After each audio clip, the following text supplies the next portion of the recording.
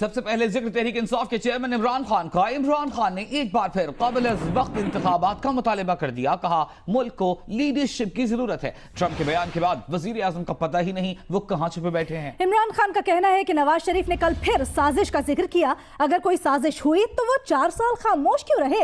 पकड़े जाने के बाद बोलना फजूल है।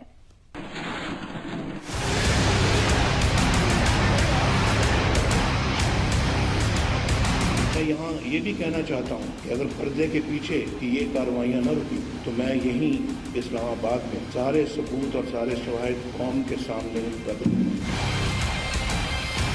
गुज़श्ता 4 सालों की कहानी भी सुनाऊंगा और बताऊंगा कि यहाँ क्या कुछ होता रहा है।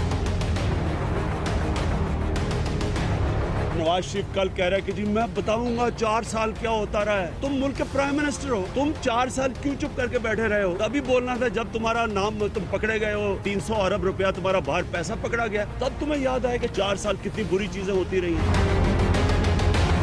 अब मसला उसका कुछ और है। वो ये नहीं कह रहा कि उसके खिलाफ कोई साजिश हो गई, वो ये कह रहा है कि अंपायर मेरे साथ क्यों नहीं मिल रहा है।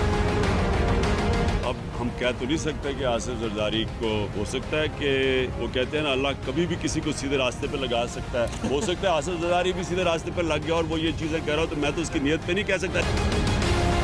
लेकिन कोई एनआरओ यानी कोई भी अगर ये समझ है ना, ये भागे भागे दोनों भाई गए थे और शहबाज शरीफ ने रिहर्सल की थी जहाज पर चढ़ने की 2-3 दफा, तो वो जो अगर उनका ख्याल है कि वो कोई बचा लेगा इनको किसी गलत फहमी में नहीं रहना चाहिए, क्योंकि जो पाकिस्तानी कौम है, देखिए जो एनआरओ हुआ था 2008 में वो वक्त चला गया है, कोई नहीं तस्लीम करने लगा इसको इस मुल्क में एनआरओ। जो पाकिस्तान के हालात, मैं बार बार कह रहा हूँ, मैं आज फिर कह रहा हूँ, पाकिस्तान की बेहतरी इसमें तहरीक इंसाफ की बेहतरी नहीं है। हमें लंबा खेलते जब और डूबते जा रहे हैं, हमारा फायदा ही फायदा है। पाकिस्तान की बेहतरी है फौरी तौर पे इलेक्शन।